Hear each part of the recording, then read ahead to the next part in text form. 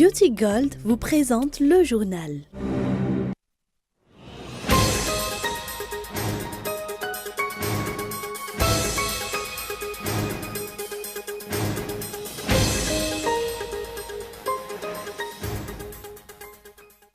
Un nouveau conseil des ministres a été tenu hier au palais d'État d'Amboutrouidj, une réunion qui a porté principalement sur les problèmes d'insécurité à Madagascar.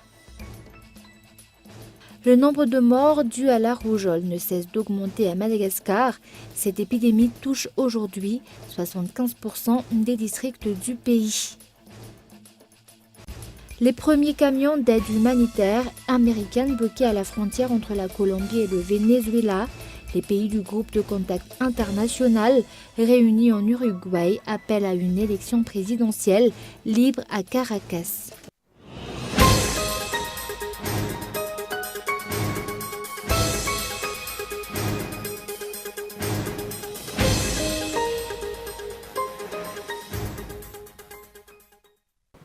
Bonsoir à tous et bienvenue dans cette nouvelle édition du journal en version française sur Cool TV.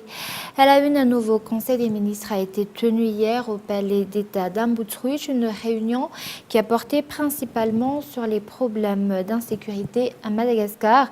À la suite de cette rencontre, il a été décidé de nombreuses consignes ont été données aux responsables respectifs dans le but de restaurer la sécurité dans le pays. Le président de la République a également préconisé la tenue d'un audit sur l'octroi des permis de construction et d'habitation à Ampamagine. Un reportage de Feizo Rafali. Il va falloir déplacer au plus vite les 339 foyers situés dans les environs d'Ampamagine. C'est l'un des principaux points abordés en Conseil des ministres au palais d'Amboutrouidj hier. Les experts ont conclu à l'existence d'un risque permanent et imminent relatif à la fragilité des rochers, notamment sur le flanc ouest. 2 sites de relocalisation provisoire sont mis à leur disposition. Le village voire à Yarnariv en Bouidjachim. Toutefois, les sinistrés dans les maisons ont été détruites par les 2 précédents glissements de rochers à Tsmialnzaf et Ampamarine sont priorisés. Le président de la République a également préconisé la tenue d'un audit sur l'octroi des permis de construction et d'habitation dans ces zones normalement inconstructibles et inhabitables. Ce sera seulement à l'issue de l'audit que le plan d'indemnisation et d'aide à la relocalisation sera mis en œuvre. Les problèmes liés à l'insécurité ont également été abordés au cours de cette réunion. En attendant la mise en place des nouvelles structures pour lutter contre l'insécurité, comme les forces spéciales, il faut déployer tous les moyens disponibles pour démanteler les réseaux qui montent de véritables opérations commando en pleine ville et des actes de terrorisme dans nos campagnes, selon les explications. Des mesures ont déjà été adoptées et appliquées antérieurement sous la direction du Premier ministre pour lutter contre le kidnapping. Des instructions ont été données au ministère de la Justice ainsi qu'aux différentes forces de l'ordre dans la lutte contre le grand banditisme et la grande criminalité. Des mesures vont être prises pour sécuriser les citoyens à l'exemple de l'adoption d'une politique pénale sévère dans la lutte contre l'insécurité et surtout en matière de kidnapping, de banditisme ainsi que la création de prisons spécialisées de haute sécurité pour incarcérer les auteurs des infractions liées à l'insécurité, notamment en matière de crimes de sang, de vols de zébus et d'attaques à main armée. Il faudra aussi démanteler des réseaux de kidnapping. Le président de la République a indiqué qu'il faut fixer des objectifs pour qu'il y ait un nouveau visage de la sécurité à Madagascar dans les 6 mois à venir. Ainsi, des actions urgentes ont été initiées. Achat de 5 hélicoptères par l'État malgache à mettre à la disposition des forces de sécurité pour qu'elles puissent agir très rapidement. Ces hélicoptères seront disponibles à Madagascar dans 2 mois. Inventaire des matériels roulants, voitures et motos achetés l'année dernière et qui sont censés avoir été utilisés par les forces de l'ordre, renforcement de l'équipement par l'achat de nouveaux véhicules et dotation en armes pour les éléments des forces de l'ordre et de la sécurité. Le dernier approvisionnement en armes de nos hommes entrés date de 1975. Il est grand temps de les doter de nouveaux équipements pour que les forces armées retrouvent leur dignité d'antan. Pour redresser le pays, il faut également certains changements qui commencent par une discipline et une rigueur dans la conduite des affaires de l'État. À cet effet, il n'y aura désormais plus de rituel d'accompagnement ou d'accueil d'un chef d'institution quand celui-ci part ou revient d'un voyage officiel à l'étranger. Cela constitue une perte de temps et tous les moyens et ressources alloués aux différents organismes étatiques pour satisfaire les missions d'intérêt général doivent être utilisés de manière efficiente, tant en termes de temps que de ressources humaines et budgétaires. Outre cela, de nombreux textes réglementaires ont été adoptés au cours de ce Conseil des ministres, à l'exemple du décret portant création d'un bureau de doléances auprès de la présidence de la République, un décret portant sur l'abrogation du directeur de la communication de la présidente de la République a également été faite. Et actualité économique, d'après les chiffres publiés par le ministère des Transports, du Tourisme et de la Météorologie, le nombre de touristes notés à Madagascar a augmenté en 2018. L'amélioration du secteur du tourisme fait partie de la politique générale de l'État. Dans cet axe, de nombreux objectifs ont été fixés pour les 5 prochaines années. Reportage. Le nombre de touristes à Madagascar a augmenté de 6,6% en 2018, comparé à 2017 selon le rapport du ministre de Transport, du Tourisme et de la Météorologie, passant de 255 000 en 2017 à 378 000 l'année dernière. Beaucoup d'efforts qui ont été fournis depuis quelques années, mais l'année 2018 était vraiment particulière. Sachez que Madagascar, au niveau de taux de croissance, au premier semestre, Madagascar était considéré comme le leader au niveau de l'océan Indien. Sachez qu'il y avait un taux de croissance de 20% quand même, comparé aux autres îles sœurs qui étaient aux alentours de 13, 4 et 1%. Le développement du tourisme fait partie de la politique générale de l'État. Selon les explications reçues aujourd'hui, de nombreuses améliorations vont s'enchaîner au cours des 5 prochaines années. Je tiens à souligner que ce secteur constitue l'une des priorités du gouvernement.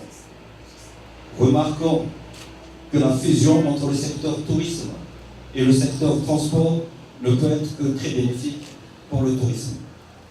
Cela est confirmé par la politique générale de l'État qui prévoit de porter une attention particulière à l'industrie touristique, compte tenu de son potentiel de croissance rapide et des effets immédiats attendus en termes de rentrée de devises, ainsi que des impacts tangibles au niveau des populations et de l'ensemble du territoire. La diversification de l'offre touristique par le biais d'investissements nationaux et internationaux dans toutes les régions de Madagascar constitue les maillons pour espérer franchir le cap de 500 000 touristes internationaux sous 5 ans. Cette année, le secteur du tourisme sera particulièrement marqué par un statut particulier pour Nouzbé, qui est l'un des endroits les plus visités du territoire malgache, mais également par l'ouverture du territoire aérien de la Grande Île pour mettre en place une certaine compétitivité. Pour rappel, à Madagascar, le tourisme couvre les 5% du PIB et a permis en 2018 de fournir 520 millions de dollars aux caisses de l'État et de générer 44 000 emplois. Et sur un tout autre sujet, la Commission nationale indépendante des droits de l'homme a reçu un don de la part de l'Union européenne du matériel informatique et bureautique. Il s'agit d'équipements d'une valeur totale de 80 000 €, un don pour promouvoir et renforcer la défense des droits de l'homme à Madagascar et pour encourager cette commission à poursuivre les enquêtes qu'elle mène, à l'exemple de celle sur l'affaire d'Antsakaba. Reportage de Yves Richard. L'Union européenne souhaite renforcer les efforts effectués par la Commission nationale indépendante des droits de l'homme. À cet effet, elle a fait don à cette commission de tous les matériels informatiques et bureautiques utilisés lors de la dernière mission d'observation électorale de l'Union européenne à Madagascar, d'une valeur totale de 80 000 €. Les attentes, c'est qu'évidemment, qu'ils utilisent ces matériels pour travailler sur leur domaine d'action principal, qui est effectivement la protection des droits de l'homme. On laisse aussi à la CNIDH la possibilité d'organiser son plan de travail. Ils connaissent le pays, donc identifier les sujets, les régions les plus chaudes. Et évidemment, on veut simplement donner rapidement, directement des instruments de travail dans tous les opérateurs et tous les membres de la CNIDH qui doivent travailler dans les pays. Pour ce type de... Donc on n'a pas de conditionnalité pour ça. Les suites de l'affaire Anta Kabar et du buzz créé par les publications des réseaux sociaux portant atteinte aux droits d'une jeune fille, aujourd'hui traitée dans le centre hospitalier de Mayint, des affaires traitées par la CNIDH sont encore attendues. Les enquêtes se poursuivent encore selon les explications. Nous avons parlé à la soi-disant victime pour voir si elle a vraiment des problèmes mentaux ou pas. Beaucoup sont victimes de ce genre de cas. Pour la plupart, ce sont des femmes. Concernant l'affaire Anta Kabar, le dossier a été transmis au tribunal d'Antananarivo. Nous y passons souvent pour savoir pourquoi la procédure traîne autant. Ce que nous avons constaté, c'est qu'une partie de la procédure semble bloquer la continuité de l'enquête. Cette donation a fait l'objet d'une cérémonie aujourd'hui. Outre le respect des droits de l'homme, l'Union européenne attend également des améliorations en matière de respect des enfants, des droits de la femme, mais également des détenus, ainsi que l'abolition de toute forme d'esclavage. Et actualité sociale, le nombre de morts dus à la rougeole ne cesse d'augmenter à Madagascar. Cette épidémie touche actuellement 75% des districts du pays. À Madagascar, et malgré les efforts effectués en matière de vaccination, la rougeole reste toujours un problème au sein de la grande île. Reportage. En dehors de la capitale, où le plus grand nombre de personnes atteintes par la rougeole a été recensé, cette épidémie fait également rage à Ikungu actuellement. Cependant, les médecins sur place ne sont pas assez nombreux. Actuellement, la rougeole s'attaque aux habitants du district d'Ikungu. D'après le rapport qui nous a été fait hier par téléphone, des enfants sont décédés des suites de cette maladie dans la commune rurale d'Ifanri. Fangainjan et la partie sud du district d'Ikungu sont les plus affectés. Les hôpitaux et les médecins sur place sont débordés.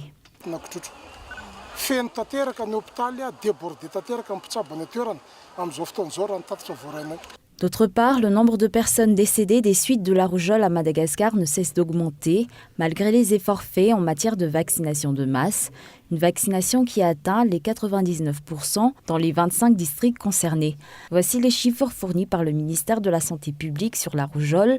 Depuis le 27 janvier jusqu'au 1er février, 39 366 cas confirmés, dont 56% sujets non vaccinés, 266 décès, 104 districts touchés, soit 75%, 22 régions touchées.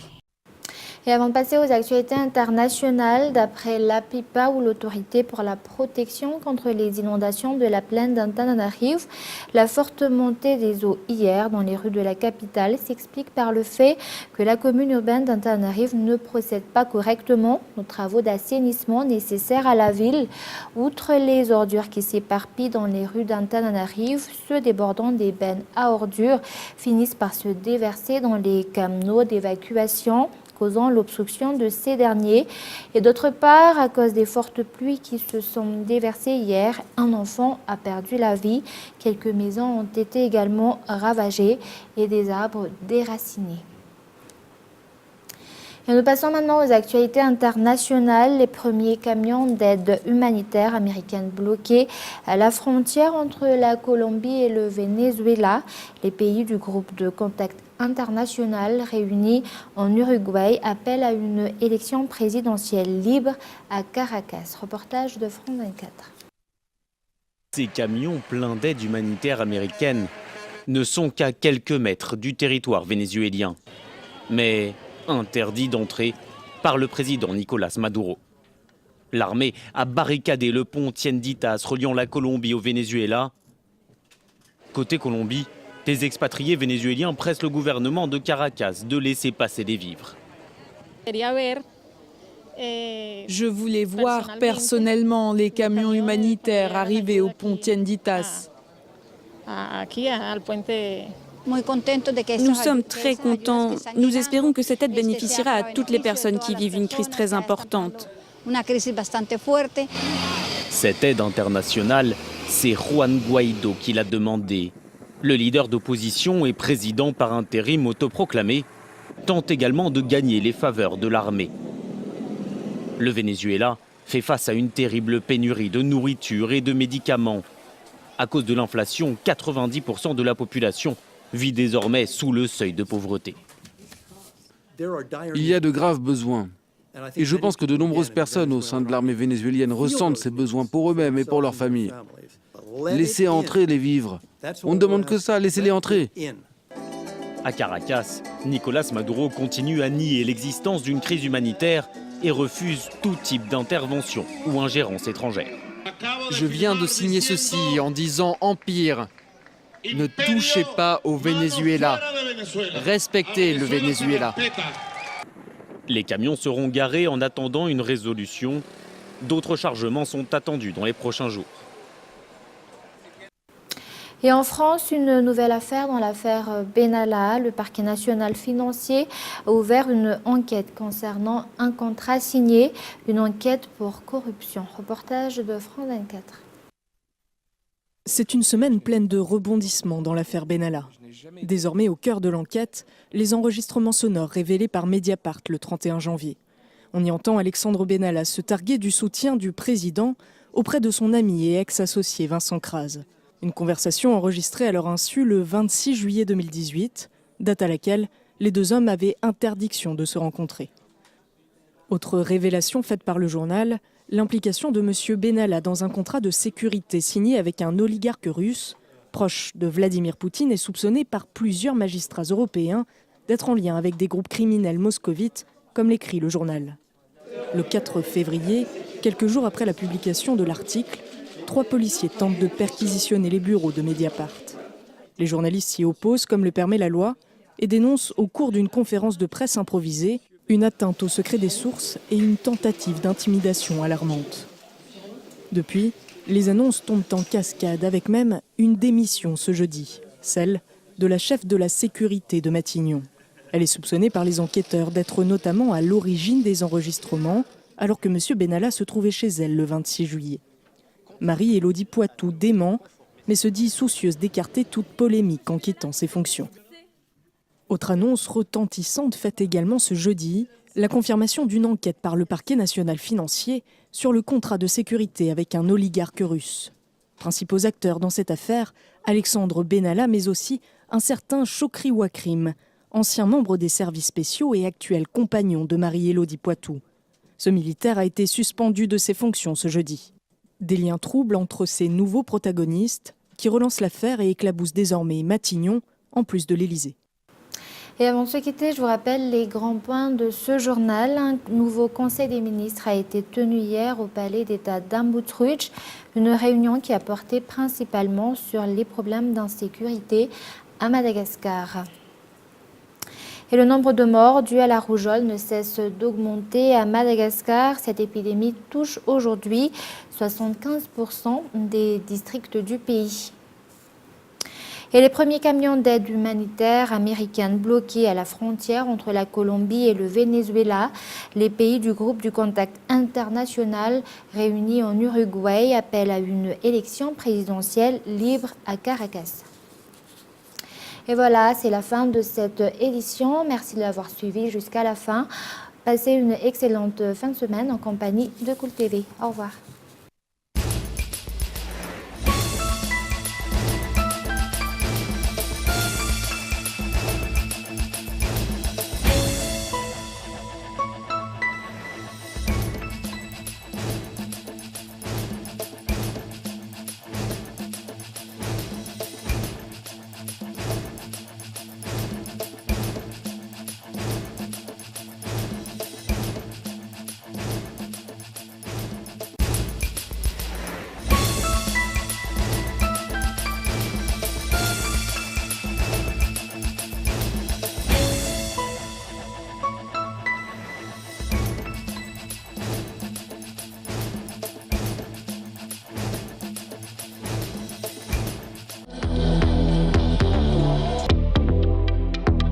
Le journal vous a été présenté par Beauty Gold.